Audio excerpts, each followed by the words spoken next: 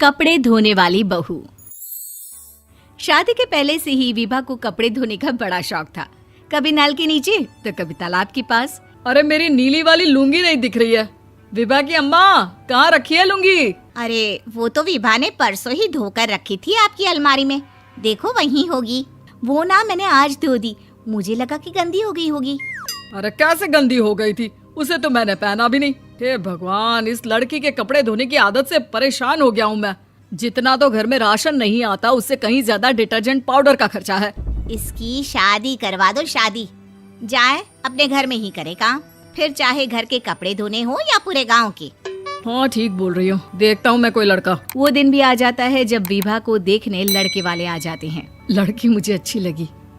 होने वाली सास कहती है, बेटी अगर कुछ पूछना है तो पूछ लो।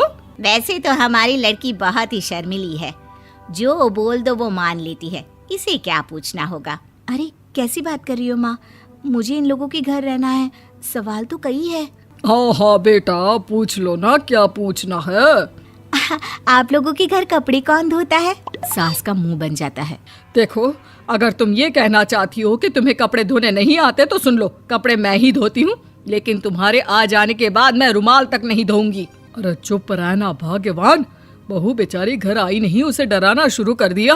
वो क्या है ना बिटिया, अभी तक तो ये कल्लू की माँ ही धोती थी, लेकिन अब तुम्हारे पापा तो दहेज में वॉशिंग मशीन देंगे ही।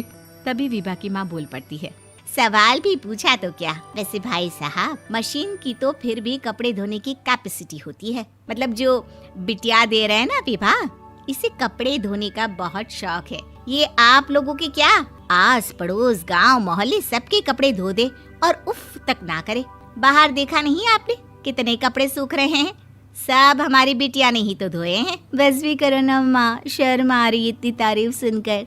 और तो और एक दाग निकाल कर दिखाओ तो मान जाओ। हाँ अच्छा, माफ करना बेटा, मैंने गलत समझा। हमें तो रिश्ता बहुत पसंद है। और ऐसे जुड़ जाता है रिश्ता कपड़े धोने का शौक रखने वाली विभा का। उसकी शादी हो जाती है कोयला फैक्ट्री में काम करने वाले कल्लू के साथ। शादी के बाद अचानक विभा चिल्लाती हुई सास के पास आती है। सासू माँ, अरे सासू माँ कहाँ है आप? ये तो धोखा है, धोखा दिया आप लोगों ने मुझे। इसे ससुर के चक्कर के बारे में पता चल गया। अरे तो उसमें तुझे क्यों धोखा मिला है? अरे नल में पानी नहीं आता, कपड़े कैसे कब धुलेंगे? अच्छा, तू पानी नहीं आ रहा उसकी बात कर रही है। तो आपने क्या सोचा? कुछ नहीं। अच्छा, तेरी माँ ने कहा था कि कपड़े धोने का शौक है तुझे, याद आया मुझे। शौक बोलकर कपड़े धोने वाले मेरे जुनून को कम ना आके सासू माँ, कपड़ा धोना मेरा गुरूर है। तभी पति भी वहाँ आ जाता है। अभी मैंने इसे सनी देओल की फिल्म दिखाई है, उसी के डायलॉग मार रही है माँ। अच्छा सुन, साफ बता रही हूँ, पानी सुबह 4 से 6 और शाम को 10 से 12 आता है, समझी? विभा टाइमिंग सुनकर हैरान हो जाती है। ये क्या भूतों का मोहल्ला है?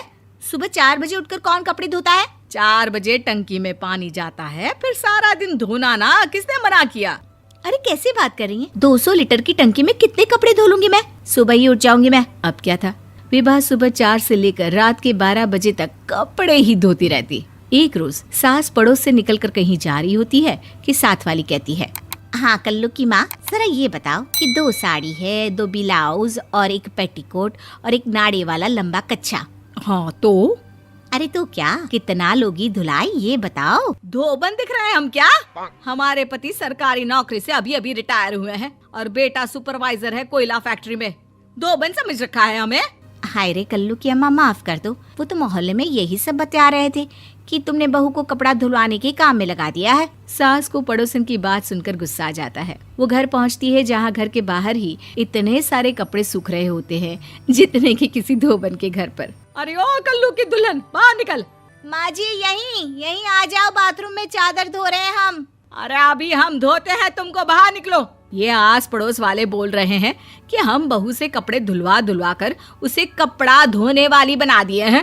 अरे छोड़ो ना माँ जी, किन लोगों की बातों में आती हो?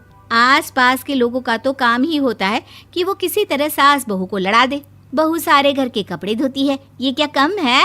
बोलिए। सास को भी लग जाता है कि वो बहू का ये सनकीपन नहीं छुड़वा सकती, इससे अच्छा है कि खुद ही चुप हो जाए। एक रोज सास और बहू मंदिर जाते हैं, जहाँ सास की साड़ी वहाँ खड़ी भीख मांगने वाली से मिलती है। माँ जी क्या बात है, आपकी साड़ी उस भिखारन से कितनी मिल रही है ना?